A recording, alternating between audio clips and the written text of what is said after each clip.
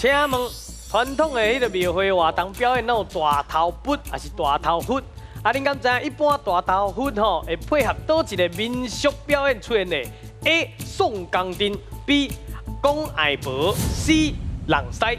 你有40秒的时间。讲爱婆甲人西的紧，人西应该不是大哦。头佛，大头佛。对啊我们应该是要先删去法，对不对？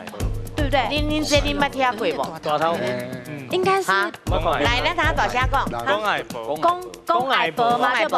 好，我嘛是安尼感觉。 B B 啦，我的答案是好，你的答案是 B。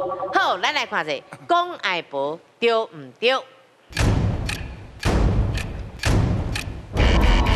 哎呦，朋友，好来，6000的机会来啊！加油加油哦！哎呦，你也在投票啊？ A 宋江丁，哦，确定。确定？确定。因为人西是虾米标虾米形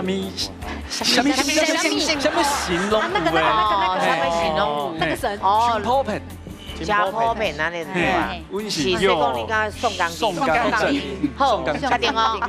确定。咱来看一下哦，宋江丁对唔对？机会上你啊！你是咁坏安怎的人西咧？好，来老师。啊，这就是传说讲，迄个所有的狮吼，这个狮是魂门内底的灵兽啦，吼，有灵性的这个野兽啦，吼。